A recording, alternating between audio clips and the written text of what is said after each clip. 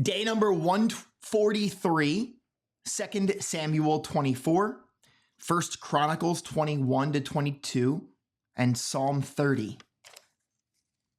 2 Samuel 24. Now again, the anger of the Lord burned against Israel, and it incited David against them to say, "Go number Israel and Judah." The king said to Joab, the commander of the army who was with him, "Go about now through all the tribes of Israel, from Dan to Beersheba, and register the people that I may know the number of the people." But Joab said to the king, "Now may the Lord your God add to the people 100 times as many as they are, while the eyes of the Lord the king still see. But why does my lord the king delight in this thing?" Nevertheless, the king's word prevailed against Joab and against the commanders of the army.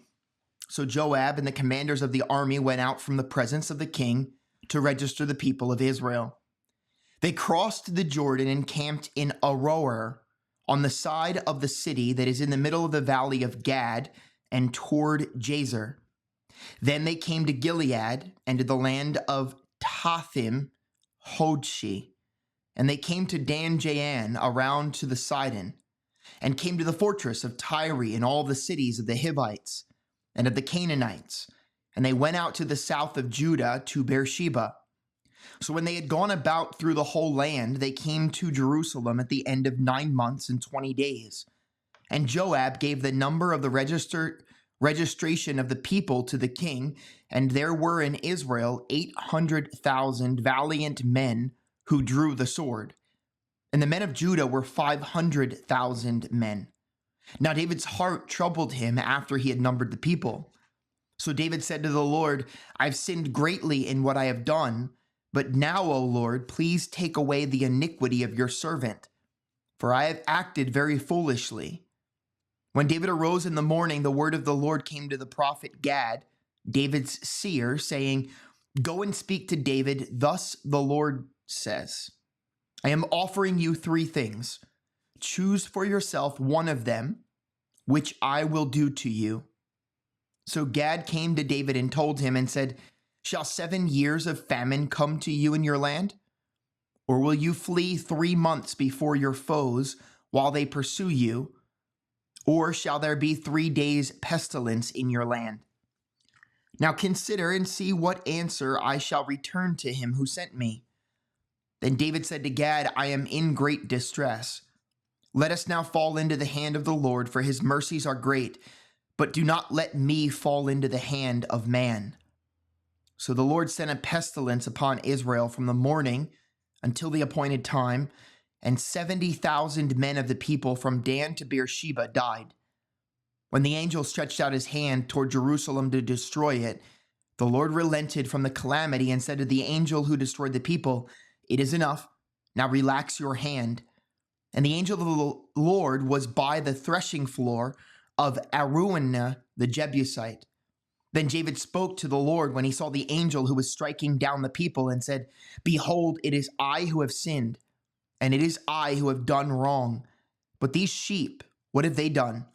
Please let your hand be against me and against my father's house." So Gad came to David that day and said to him, "Go up, erect an altar to the God on the threshing floor of Araunah the Jebusite." David went up according to the word of Gad, just as the Lord had commanded. Araunah looked down and saw the king and his servants crossing over toward him. And Araunah went out and bowed his face to the ground before the king. Then Araunah said, "Why has my lord the king come to his servant?" And David said, "To buy the threshing floor from you, in order to build an altar to the Lord, that the plague may be held back from the people." Araunah said to David, "Let my lord the king take and offer up what is good in his sight. Look, the oxen for the burnt offering, the threshing sledges, and the yokes of the oxen for the wood. Everything, O king." Araunah gives to the king. And Araunah said to the king, "May the Lord your God accept you." However, the king said to Araunah, "No, but I will surely buy it from you for a price. For I will not offer burnt offerings to the Lord my God, which cost me nothing, So David bought the threshing floor and the oxen for 50 shekels of silver. David built there an altar to the Lord and offered burnt offerings and peace offerings. Thus the Lord was moved by prayer for the land, and the plague was held back from Israel. 1 Chronicles 21 and 22. Then Satan stood up against Israel and moved David to number Israel. So David said to Joab and to the princes of the people, "Go number Israel from Beersheba even to Dan, and bring me word that I may know their number." Joab said, "May the Lord add to his people 100 times as many as they are. But my lord the king, are they not all my lord's servants? Why does my lord seek this thing? Why should he be the cause of guilt in Israel?" Nevertheless, the king's word prevailed against Joab. Therefore Joab departed and went throughout all Israel and came to Jerusalem. Joab gave the number of the census of all the people to David, and all Israel were 1,100,000 men who drew the sword, and Judah was 470,000 men who drew the sword. But he did not number Levi and Benjamin among them, for the king's command was abhorrent to Joab. God was displeased with this thing, so he struck Israel. David said to God, "I've sinned greatly in that I've done this thing, but now please take away the iniquity of your servant, for I have done very foolishly." The Lord spoke to Gad, David's seer, saying, "Go and speak to David, saying, 'Thus says the Lord, I offer you 3 things. Choose for yourself one of them, which I will do to you.'" So Gad came to David and said to him, "Thus says the Lord, take for yourself either 3 years of famine or 3 months to be swept away before your foes, while the sword of your enemies overtakes you, or else 3 days of the sword of the Lord, even pestilence in the land, and the angel of the Lord destroying throughout all the territory of Israel. Now therefore consider what answer I shall return to him who sent me." David said to Gad, "I am in great distress. Please let me fall into the hand of the Lord, for his mercies are very great, but do not let me fall into the hand of man." So the Lord sent a pestilence on Israel. 70,000 men of Israel fell, and God sent an angel to Jerusalem to destroy it. But as he was about to destroy it, the Lord saw and was sorry over the calamity, and said to the destroying angel, "It is enough, now relax your hand." And the angel of the Lord was standing by the threshing floor of Ornan the Jebusite. Then David lifted up his eyes and saw the angel of the Lord standing between earth and heaven, with his drawn sword in his hand stretched out over Jerusalem. Then David and the elders, covered with sackcloth, fell on their faces. David said to God, "Is it not I who commanded to count the people? Indeed, I am the one who has sinned and done very wickedly. But these sheep, what have they done? O Lord my God, please let your hand be against me and my father's household, but not against your people, that they should be plagued." Then the angel of the Lord commanded Gad to say to David that David should go up and build an altar to the Lord on the threshing floor of Ornan the Jebusite. So David went up to the word of Gad, which he spoke in the name of the Lord. Now Ornan turned back and saw the angel and his 4 sons who were with him hid themselves, and Ornan was threshing wheat. As David came to Ornan, Ornan looked and saw David and went out from the threshing floor and prostrated himself before David with his face to the ground. Then David said to Ornan, "Give me the site of this threshing floor, that I may build on it an altar to the Lord for the full price. You shall give it to me, that the plague may be restrained from the people." Ornan said to David, "Take it for yourself and let my lord the king do what is good in his sight. See, I will give the oxen for burnt offerings and the threshing sledges for wood and the wheat for the grain offering. I will give it all." But King David said to Ornan, "No, but I will surely buy it for the full price. For I will not take what is yours for the Lord, or offer a burnt offering which costs me nothing." So David gave Ornan 600 shekels of gold by weight for the site. Then David built an altar to the Lord there and offered burnt offerings and peace offerings. And he called to the Lord, and he answered him with fire from heaven on the altar of burnt offering. The Lord commanded the angel, and he put his sword back in its sheath. At that time, when David saw that the Lord had answered him on the threshing floor of Ornan the Jebusite, he offered sacrifice there. For the tabernacle of the Lord, which Moses had made in the wilderness, and the altar of burnt offering were in the high place at Gibeon at that time. But David could not go before it to inquire of God, for he was terrified by the sword of the angel of the Lord. Then David said, "This is the house of the Lord God, and this is the altar of burnt offering for Israel."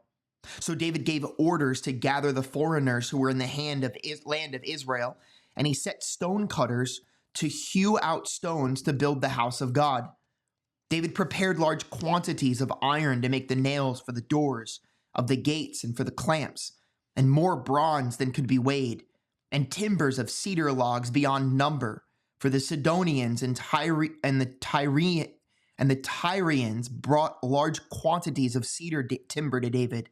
David said, "My son Solomon is young and inexperienced, and the house that is to be built for the Lord shall be exceedingly magnificent, famous and glorious throughout all lands. Therefore now I will make preparation for it." So David made ample preparations before his death. Then he called for his son Solomon and charged him to build a house for the Lord God of Israel. David said to Solomon, "My son, I intended to build a house to the name of the Lord my God. But the word of the Lord came to me, saying, 'You have shed much blood and have waged great wars. You shall not build a house to my name, because you have shed so much blood on the earth before me.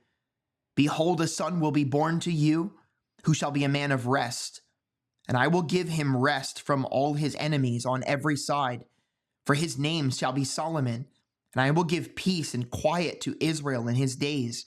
He shall build a house for my name, and he shall be my son, and I will be his father, and I will establish the throne of his kingdom over Israel forever. Now, my son, the Lord God be with you, that you may be successful, and build the house of the Lord your God, just as he has spoken concerning you.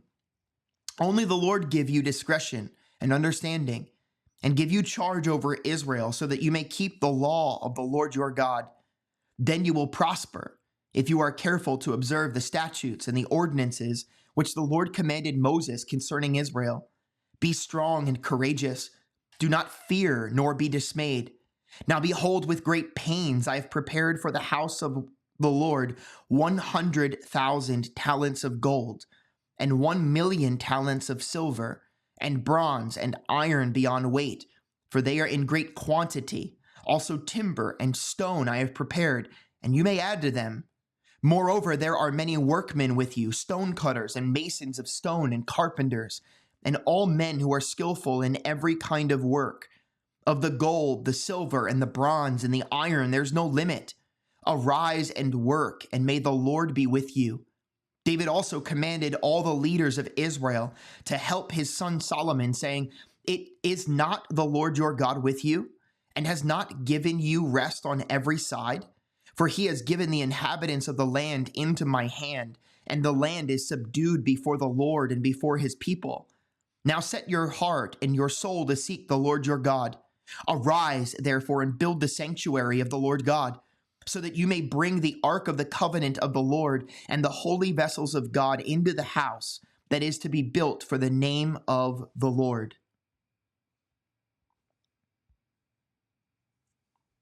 Psalm 30. A song at the dedication of the house, a psalm of David. I will extol you, O Lord, for you have lifted me up and have not let my enemies rejoice over me. O Lord my God, I cried to you for help and you healed me. O Lord, you have brought up my soul from Sheol.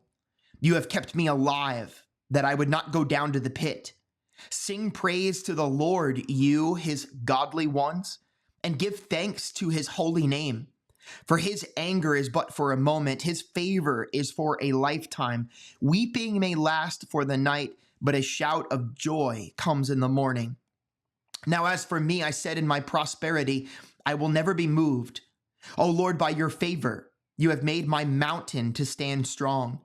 You hid your face, I was dismayed. To you, O Lord, I called, and to the Lord I made supplication. What profit is there in my blood if I go down to the pit? Will the dust praise you? Will it declare your faithfulness? Hear, O Lord, and be gracious to me. O Lord, be my helper. You have turned for me my mourning into dancing.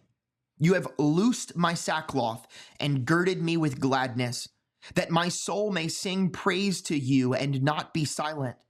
O Lord my God, I will give thanks to you forever.